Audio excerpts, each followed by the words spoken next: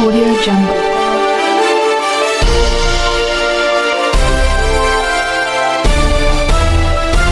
Audio Jungle. नमस्कार, आप देख रहे हैं एसपी न्यूज। वरिष्ठ कांग्रेस नेता मनोज अग्रवाल ने मीडिया से मुखातिब होते हुए स्थानीय से लेकर राष्ट्रीय राजनीति पर बेहद बारीकी से अपनी राय रखी। हालिया संपन्न हुए गढ़ीनेगी नगर पंचायत चुनाव का जिक्र करते हुए उन्होंने कहा कि कांग्रेस समर्पित प्रत्याशी की शानदार जीत ने यह साबित कर दिया कि सत्ताधारी जनता पार्टी के तमाम प्रयासों के बावजूद जनता का झुकाव अब कांग्रेस की तरफ बढ़ रहा है। उन्होंने माना कि इस जीत से कार्यकर्ताओं में भारी उत्साह का संचार हुआ है। चुनाव के बाद कुछ प्रत्याशियों की सुस्ती पर उन्होंने कहा, हार के बाद अब थोड़ा विचलित होना एक स्वाभाविक मानवीय प्रक्रिया है, लेकिन अब सभी लोग पूरी सक्रियता के साथ मैदान में उतर चुके हैं।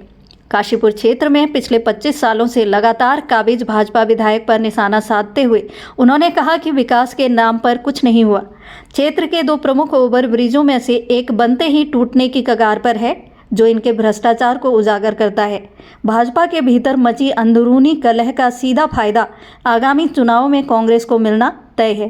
पूर्व विधायक राजकुमार ठुकराल की घर वापसी पर खुशी व्यक्त करते हुए उन्होंने कहा कि उनके प्रभावशाली व्यक्तित्व का लाभ न केवल काशीपुर बल्कि पूरे उत्तराखंड राज्य में कांग्रेस संगठन को मजबूती देने में मिलेगा। टिकट वितरण में होने वाली देरी पर उन्होंने सफाई दी कि कांग्रेस एक बहुत बड़ा लोकतांत्रिक परिवार है, जहां कार्यकर्ताओं की संख्या अधिक होने के कारण सर्वसहमति बनाने में थोड़ा समय लग जाता है। राष्ट्रीय स्तर पर केंद्र सरकार को घेरते हुए मनोज अग्रवाल ने कहा कि भाजपा का एकमात्र काम सिर्फ बड़ी बड़ी बातें और प्रचार करना है। प्रधानमंत्री की तुलना पंडित जवाहरलाल नेहरू से करने को उन्होंने पूरी तरह गलत बताया। उन्होंने याद दिलाया कि आज़ादी के बाद देश जब भीषण संकट और विभाजन के दर्द से जूझ रहा था, तब पंडित नेहरू ने शून्य से शुरुआत कर रेलवे, भारी उद्योगों और कृषि क्षेत्र को मजबूत कर आधुनिक भारत की मजबूत नींव रखी थी। वर्तमान सरकार के आर्थिक नीतियों पर कड़ा प्रहार करते हुए उन्होंने कहा कि पिछले 12 वर्षों में देश के सार्वजनिक उपक्रमों को बेचने के अलावा कोई उल्लेखनीय कार्य नहीं हुआ है।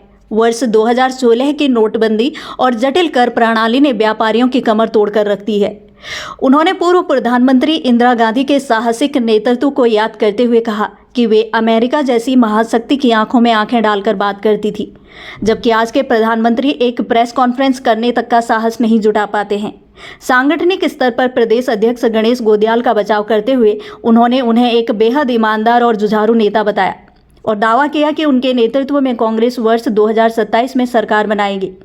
अध्यक्ष द्वारा केवल पर्वतीय क्षेत्रों को प्राथमिकता देने और मैदानी इलाकों की उपेक्षा के आरोपों को खारिज करते हुए उन्होंने स्पष्ट किया कि वे पहाड़ और मैदान में बेहतरीन संतुलन बनाकर चल रहे हैं और जल्द ही मैदानी क्षेत्रों में भी उनके दौरों की गति और तेज होगी। देखिए, कांग्रेस की स्थिति, अभी हम मेयर का चुनाव लड़ के चुके हैं और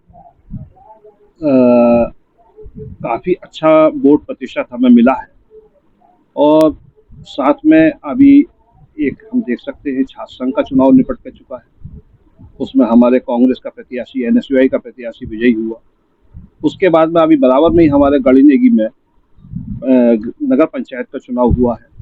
वहाँ पर हमारे मुख्य विरोधी पार्टी भारतीय जनता पार्टी को हम कांग्रेस के समर्थन के प्रत्याशी को जिता कर लेकर आए हैं। इसलिए हम कह सकते हैं कि कांग्रेस का एक यहाँ पर मजबूत आधार है, धीरे धीरे जो अब बढ़ता जा रहा है और आने वाले 2027 के चुनावों में इसको हम पूरा आपको सामने दिखाएंगे कि हमारी कांग्रेस पार्टी एक सक्षम, एक मजबूत प्रत्याशी के रूप में यहाँ विधायक बनाएगी और उत्तराखंड में अपनी सरकार बनाएगी। बिल्कुल उत्साह का संचार है। आप देख सकते हैं पीछे के विधायकी के चुनाव भी देख सकते हैं।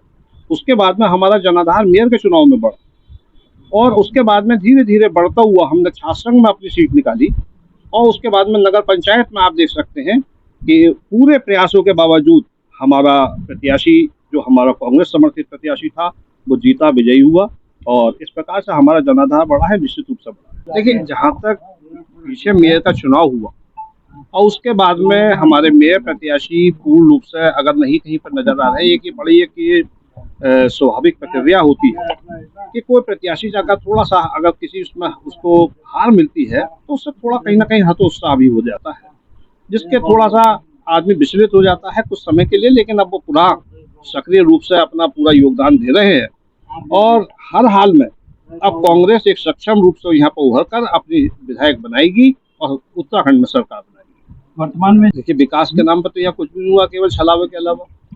आज क्या है, माननीय विधायक हमारे 25 साल के बने हुए हैं और हम ये बात इनसे अगर ये सवाल पूछना चाहते हैं कि क्या हुआ, हमारे 2 पुल यहाँ पर बनने थे, ओवरब्रिज बनने थे, एक अभी टूटा हुआ पड़ा है, जो बनाकर उन्होंने हमें दिया वो टूटने के कगार पर है, एक अभी अधूरा है, सड़कें खराब हैं, कोई कार्य उन्होंने ऐसा है जो माननीय विधायक जी अपना ये बता सकते हो जनता के सामने कि ये मैंने किया है, हम तो नहीं समझते कि कोई उन्होंने कार्य किया। अच्छा, देखिए, बिल्कुल मिलेगा। वैसे ही कांग्रेस एक मजबूत स्थिति में है और ये उनके अंदरूनी विषय है कि उनके यहाँ का जो अगर चेहरों में नाराजगी है तो निश्चित रूप से वो फायदा कांग्रेस को ही, हर हाल में कांग्रेस को फायदा मिलेगा और कांग्रेस की ओर लोगों का रुझान बढ़ रहा है। काशीपुर को ही नहीं, पूरे प्रदेश को फायदा मिलेगा। राजकुमार ठुकराल जी के आने से एक सक्षम जुझारू व्यक्ति हैं और उनके व्यक्तित्व का निश्चित रूप से लाभ जो है पार्टी को मिलेगा, पूरे प्रदेश में मिलेगा। भारतीय जनता पार्टी का केवल एक कार्य है प्रचार, उसके अलावा कार्य नहीं है, प्रचार अधिक है। जहाँ तक 12 साल के वो अपने कार्यों को बड़ा चढ़ाकर बता रहे हैं कि 12, अभी उन्होंने, मैंने ये भी सुना कि भाई माननीय पंडित जवाहरलाल नेहरू जी से अपनी तुलना रख रहे हैं। एक बात देखिए, जिस समय माननीय पंडित जवाहरलाल नेहरू जी ने इस देश की कार्यभार बागडोर संभाली थी, उस समय 350 साल का हम पूरा जो था गुलामी झेल कर चुके थे। हाथ में हमारे कुछ नहीं था, कोई हमारे पास उद्योग नहीं था, हमारे पास में बंटवारा, हिंदुस्तान पाकिस्तान का बंटवारा हम झेल के चुके थे और उसके बावजूद सारे धीरे धीरे रेलवे हो या अन्य सड़क परिवहन मार्ग हो, सेनाओं का सशक्तिकरण हो या धीरे धीरे किसी भी हर ढंग से जो भी प्रगति के रूप मापदंड में प्रयास हो सकते हैं वो उन्होंने किए, विभिन्न इंडस्ट्रियां लगाई और आज जो है हमारे 12 साल का जो कार्य है वो अपना बता रहे हैं बड़ा चढ़ाकर। उसमें उन्होंने उन सब चीज़ों को बेचने के अलावा क्या काम किया है, क्या कौन सा ऐसा कार्य है कि नई इंडस्ट्री माननीय मोदी जी, हमारे माननीय प्रधानमंत्री जी लेकर आए हों।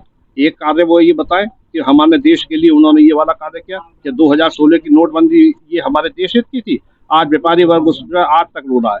उसके बाद में GST, ये गब्बर सिंह टैक्स, ये क्या है, ये व्यापारियों के लिए जो है पीछे खदेड़ रहा है। आज हम जो है किसी भी स्थिति में अमेरिका का सामने मुकाबला करने की परिस्थितियों में नहीं है। माननीय इंदिरा गांधी जी बराबर आंख में आंख डालकर अमेरिका हो या कोई सा भी देश हो उसके सामने बोलती थी। आज हमारे देश के प्रधानमंत्री की ये परिस्थिति हो गई है कि वो प्रेस कॉन्फ्रेंस करने तक में हिचकिचाते हैं। मैंने समझता हूँ कि कोई दोनों की तुलना करना ही बेकार है। माननीय जवाहरलाल नेहरू जी और जहाँ तक मोदी जी का है, मोदी जी का कार्यकाल ठीक है, सही है, हर व्यक्ति अपने ढंग से कार्य करता है, लेकिन पंडित जी का कार्यकाल स्वर्णिम काल था और है। अब ऐसा है, एक बड़ा ये है, बड़ा परिवार होने की वजह से और कार्यकर्ताओं की बड़ी संख्या होने की वजह से हर व्यक्ति की एक इच्छा होती है कि मुझे भी एक कहीं ना कहीं मौका मिले। उस वजह से लोगों का अधिक प्रेशर रहता है हाईकमान के ऊपर उम्मीदवारी के रूप में और इसी वजह से थोड़ा सा निर्णय लेने में देर हो जाती है। लोकतांत्रिक प्रक्रिया है, इसको सब बैठकर सुलझाकर सब कार्रवाई होगी। अभी हमारे माननीय अध्यक्ष गोदियाल जी बने हैं, पूरा अभी उनको समय भी नहीं मिला है टीम बनाने का और जैसे ही टीम बनती है उसके बाद में प्रत्याशी को सूचित कर दिया जाएगा कि आप लोग अपनी तैयारी कीजिए। नहीं, अब देखिए ऐसा है, कहीं हमारे पीछे कुछ कमियां रही होंगी उसमें, अब ऐसा है उसका थोड़ा सा कोई किसी विभाग में ज़्यादा अच्छा कार्य कर लेता है, कोई किसी विभाग में कार्य अच्छा कर लेता है। अब पीछे कर महाराज जी के सामने कुछ भी जो भी परिस्थितियां रही होंगी उस वजह से वो अपनी कार्यकारिणी का नहीं कर पाए। लेकिन जहाँ तक गोदियाल जी का विषय है, वो एक संगठन के व्यक्ति हैं, जुझारू व्यक्ति हैं, मेहनती व्यक्ति हैं और सबसे बड़ी बात ये उनके विषय में कहा जा सकता है कि वो व्यक्ति एक ऐसा व्यक्ति है जो पद लोलुप नहीं है। उनको अध्यक्ष बनाया है कांग्रेस कमेटी पार्टी ने, तो निश्चित रूप से वो 2027 में सरकार भी लाएंगे और अपना संगठन का कार्य भी पूर्ण रूप से संभालेंगे। नहीं, बिल्कुल नहीं होगी। अभी उन्होंने दौरे जो है हमारे इधर प्लेन के भी किए हैं और रुद्रपुर वगैरह का भी किया है और धीरे धीरे आगे जो कार्यक्रम उनके लगने हैं वो तराई के भी लगने हैं। और जहाँ तक बात यह है पहाड़ की है, तो पहाड़ और प्लेन हमें दोनों चाहिए और उसी चीज़ के संतुलन बनाते हुए माननीय गोदियाल जी लेकर चल रहे हैं और पूर्ण रूप से वो 2027 में सक्षम सरकार लेकर आएंगे।